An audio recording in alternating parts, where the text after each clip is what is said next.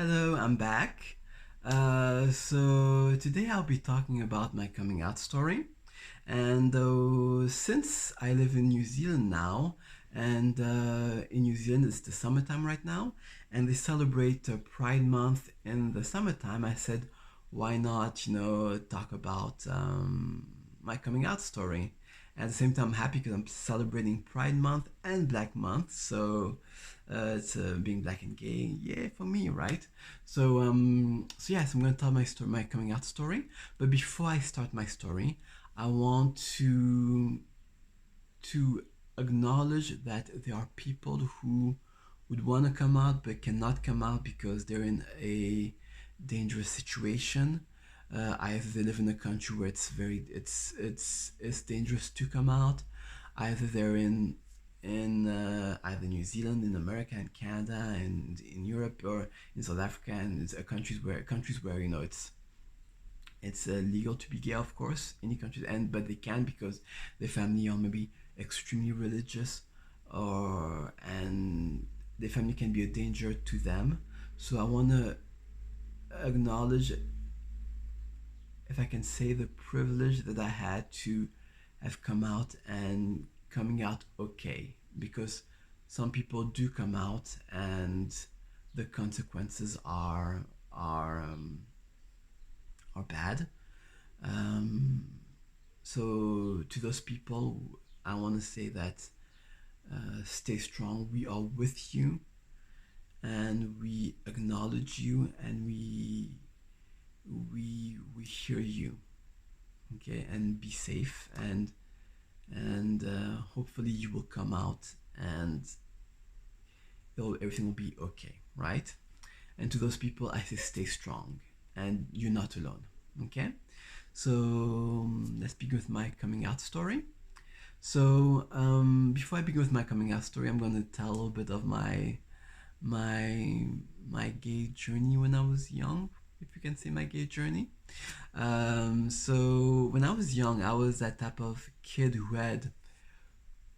I was really in touch with my feminine energy, right? And I would play Barbie. I would try on my mom's high heel shoes. And although my mom does not wear makeup at all, she would sometimes have a bit of mascara, and I would put a bit of mascara.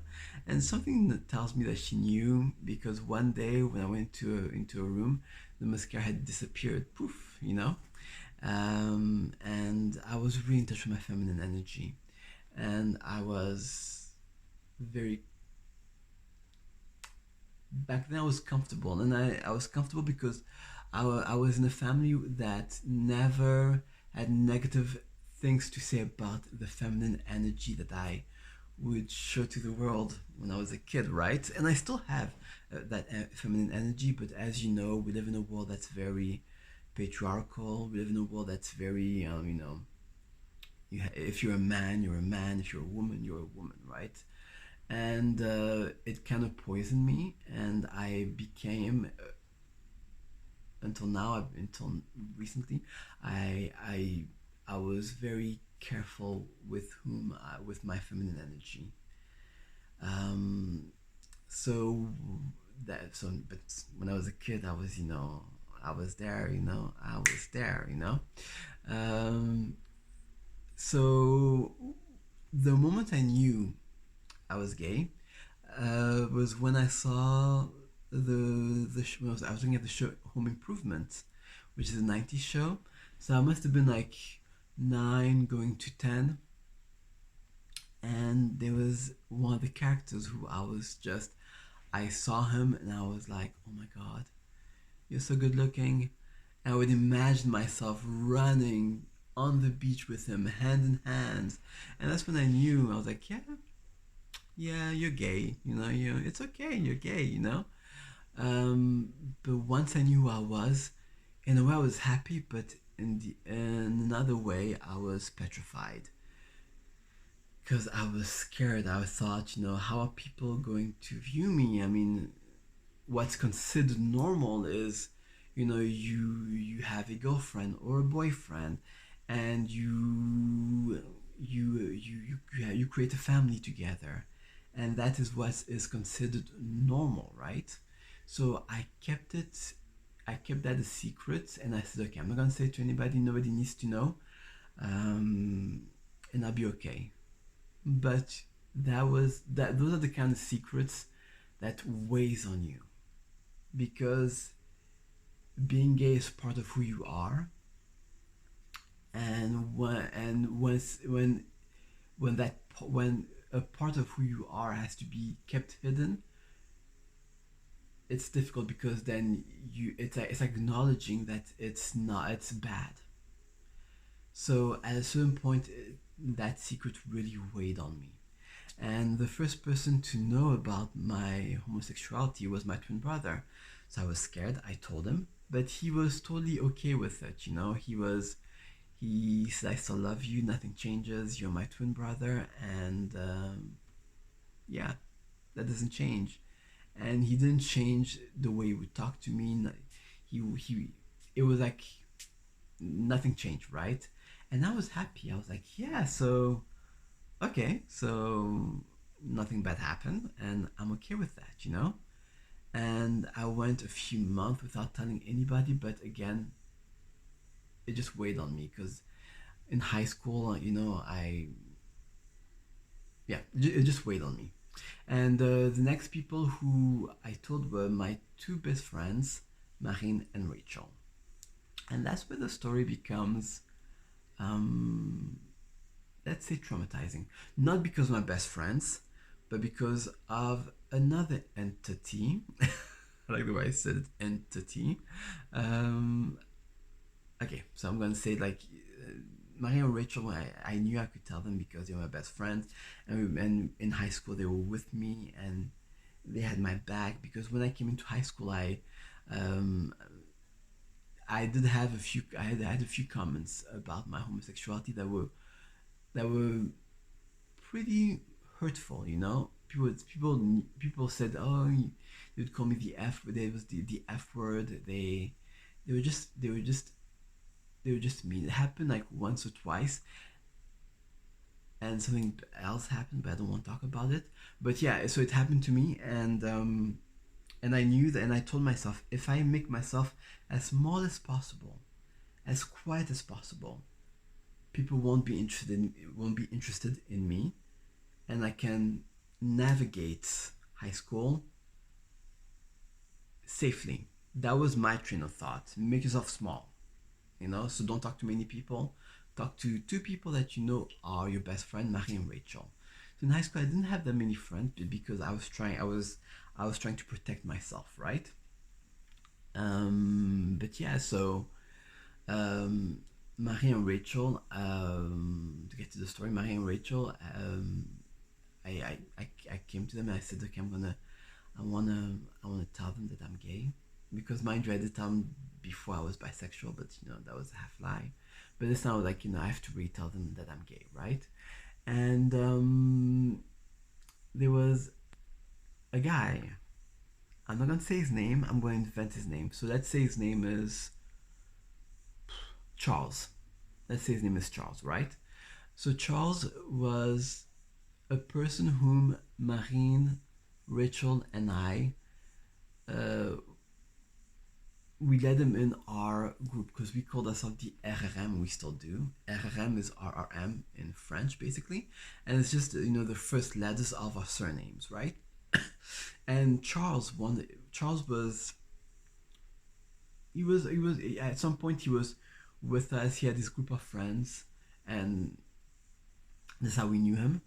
And yeah, so Charles was he was around us, and we told ourselves, okay, cool, like he can be, he could be our friend, he could be RRCM, but it just didn't sound it just didn't sound right. But still, at that point, we were like, why not? He's always with us nowadays, and we're getting along. You know, yeah, we're getting along.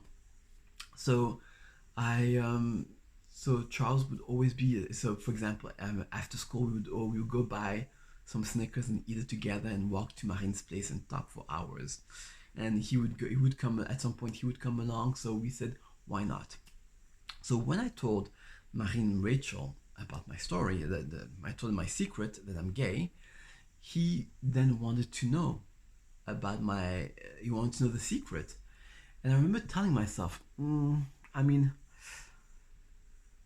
I'm not comfortable with him knowing my secret just yet, you know? And, but he was kind of, forceful in trying to know what my secret was. And sometimes when you have an intuition, believe in that intuition. Because I remember the way he wanted to know from me was just so awkward. Like I told him, like, no, not yet, And I was gonna tell him later, right? Because I said, he's starting to be, part of the group, and I'm starting to be, comfortable around him. And but yeah, so I was gonna tell him after, but at that moment I was not sure. I didn't know him the way I knew Marine and Rachel, right? But he was forcing himself. He not forcing himself. He was he was forceful in wanting to know what the secret was. And at some point I said, okay, I'm gonna tell him. And I told him, listen, I'm gay, and I really want it to be a secret. I don't want people to know about my homosexuality. I just want it to be Marine, Rachel, you, and me. Something in my throat. Sorry. And he said, yeah. I'm sorry, guys. I said, yeah, it's going to be our secret, and I won't say it to anybody else. Hold on.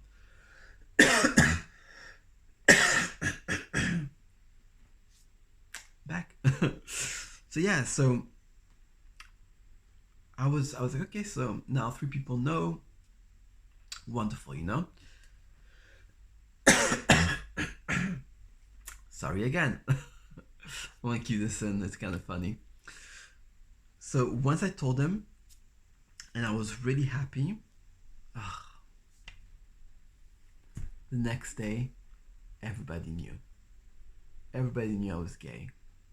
I felt so betrayed. Honestly, I felt really betrayed because people don't know that coming out of the closet is such a personal journey. And if you want to come out, it has to be on your terms. And Charles really looked me in the eyes and said, this is between you and me, Marine and Rachel. This is your secret. It's not my secret to tell. And he told my secret. At first, I got the chance to confront him. I know some people don't have the chance to confront a person that did bad by them, but I had the chance to confront him, and I told him, why would you tell the secret? At first he acted like he didn't, like it wasn't him, but I told him, there's only 3 people in the school I told: Marine, Rachel, and you. And I know Marine and Rachel would never, if I tell them a secret, they would keep it a secret. I know them, And then after he said, oh, okay, well, I did tell people that you were gay, but you see, nothing bad happened. And you see, that